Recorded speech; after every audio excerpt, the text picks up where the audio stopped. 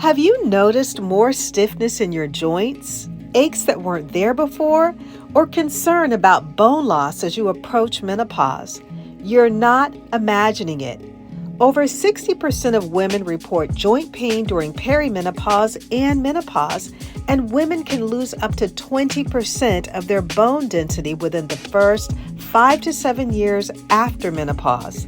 In today's episode, I'm sharing what's really happening in your body, my personal journey with joint pain, and the exact strategies I use weekly to nourish my bones and joints naturally. So friend, if you're ready to nourish your joints and bones for increased mobility and vitality, then grab a notebook and pen and let's dive in.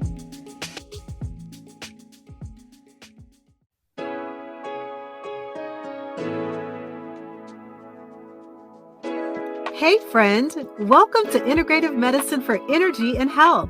Are you struggling with low energy, excessive weight, chronic fatigue, imbalanced hormones, or body aches and pains that are robbing you of enjoying life?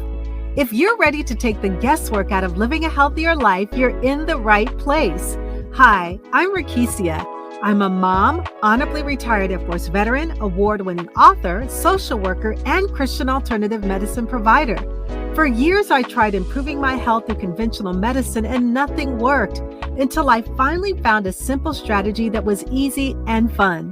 This podcast will provide you with natural ways to increase energy, lose weight, regulate hormones, and improve your mood. If you're ready to live, look, and feel better, grab your favorite cup of herbal tea and let's jump in.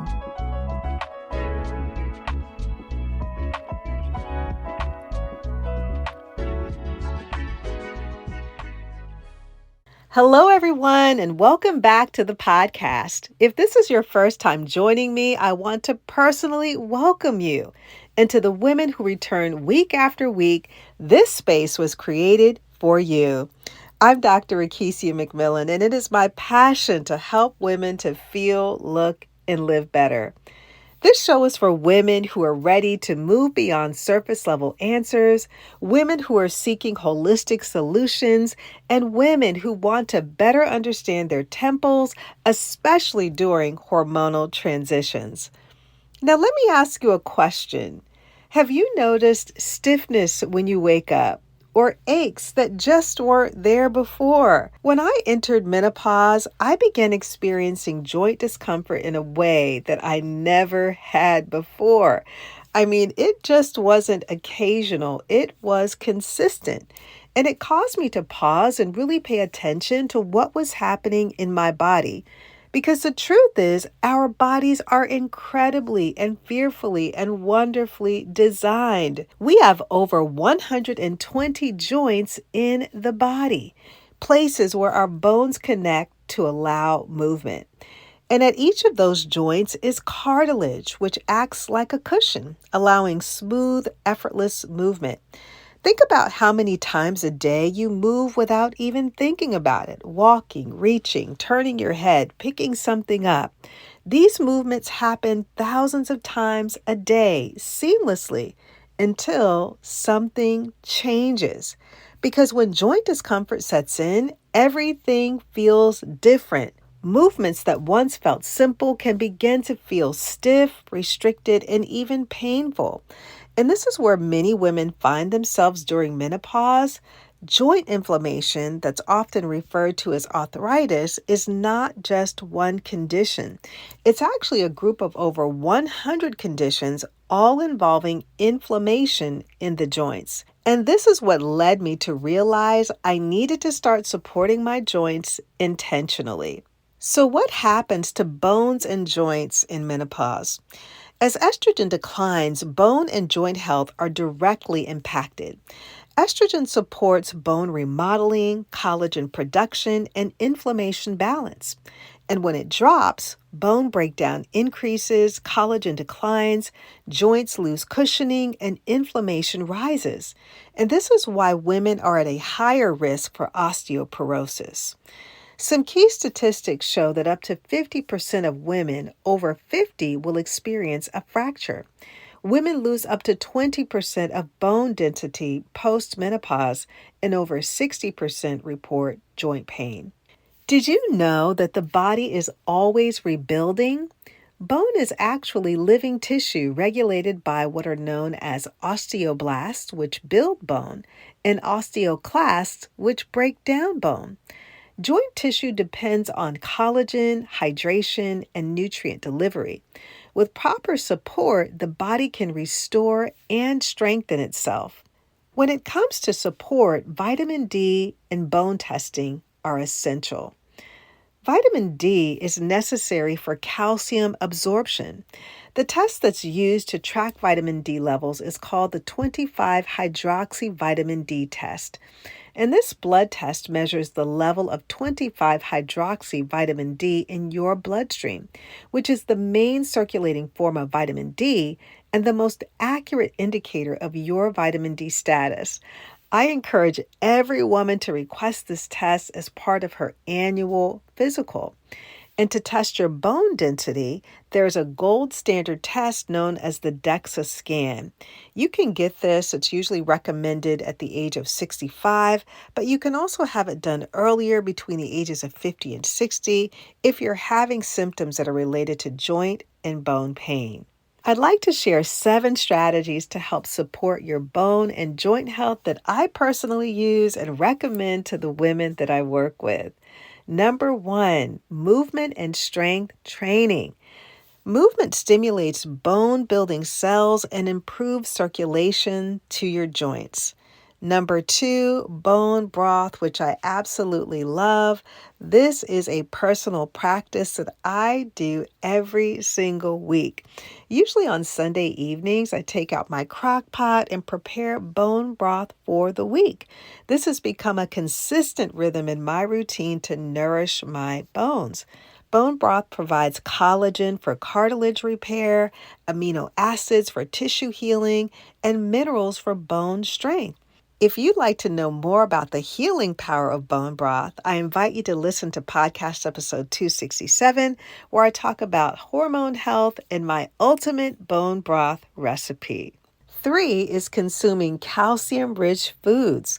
Calcium strengthens the bone matrix but must be absorbed properly. Some practical intakes include dark leafy greens daily, 1 to 2 cups, such as kale, collard, spinach. Eating sardines with the bones to support your bone and joint health, usually about 2 to 3 servings per week. You can do this by can. I actually prefer the whole sardines, which you can get in your seafood section. Chia seeds, about 1 to 2 tablespoons daily. I just had some chia seeds this morning. I mixed about 2 tablespoons with my scrambled eggs this morning. Is a great way to get your chia seeds in. Almonds, you can have a handful a day. And then again, bone broth, having that multiple times weekly. And sardines are especially powerful because they provide bioavailable calcium and omega-3s. Number 4 is vitamin D support. Now, vitamin D acts like a hormone and regulates calcium absorption. Personally, I incorporate vitamin D3 and K2 into my routine, and I found it extremely supportive, especially for my body. Some sources include sunlight, get outside about 10 to 20 minutes daily, eating fatty fish like salmon, mackerel, sardines, tuna, consuming egg yolks, having mushrooms like shiitake or either UV exposed mushrooms, and then supplementation D3 and K2. And K2 helps direct calcium into the bones where it belongs. Number 5 is hydration. Hydration supports joint lubrication through synovial fluid. So you should aim for about half of your body weight in ounces daily. For more on hydration, listen to podcast episode 168, where I talk about dehydration and hormonal imbalance in women. Number 6 is red light therapy, which I absolutely love because it supports cellular energy production, reduces inflammation, and promotes tissue repair. For more on red light therapy, you can listen to podcast 275, where I talk about infrared light and cellular reset for energy and wellness. And number 7, anti-inflammatory lifestyle, meaning you want to focus on whole foods, you want to focus on stress reduction and quality sleep to protect bones and joints. Now I'd like to share some advanced nutritional and regenerative support. Some women benefit from additional support, such as collagen peptides, which support cartilage repair and joint elasticity, magnesium, which supports bone formation and muscle relaxation. Sources include leafy greens, seeds, and almonds. You can listen to podcast episode 270, where I talk about low magnesium in women and how to remedy it naturally. Ensuring that you're getting enough vitamin K.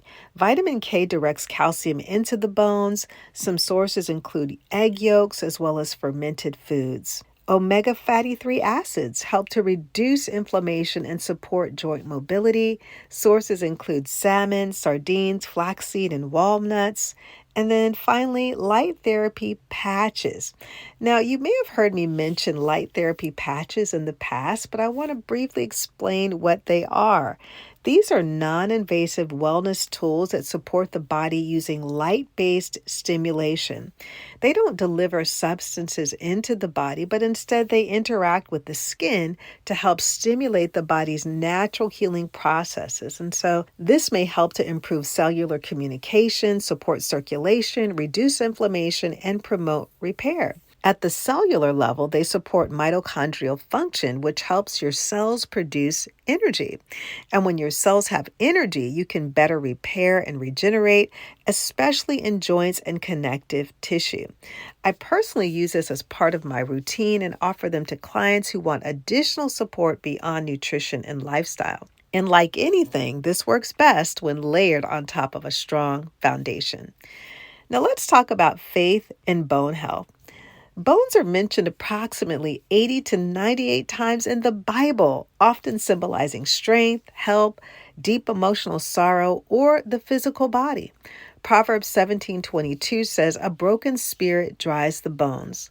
Proverbs 14:30 says, "A heart at peace gives life to the body."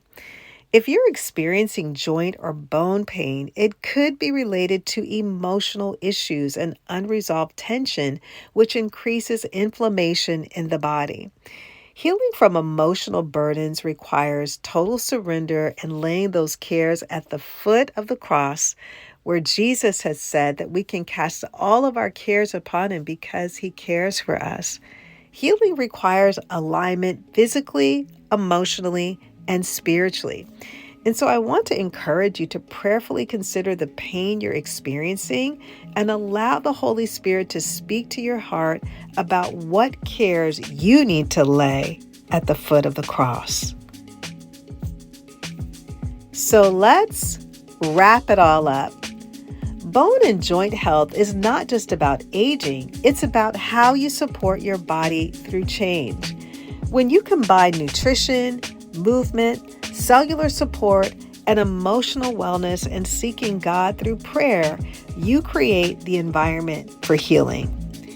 If today's conversation resonated with you, I want to invite you to go deeper to my upcoming Women's Hormone Health Workshop on May the 9th.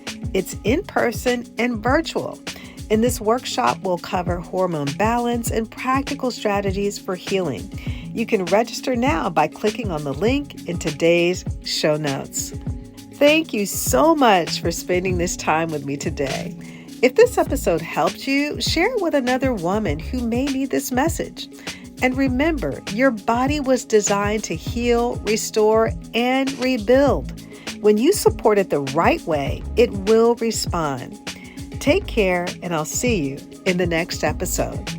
I'll leave you with Isaiah 58, verse 11.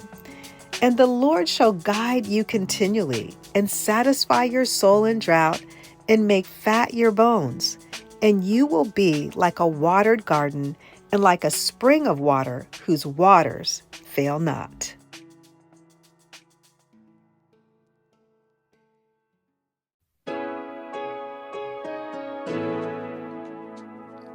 Hey friend, I hope you enjoyed today's episode. If so, would you take 30 seconds and share it with a friend who may want to have more energy and improve their health naturally?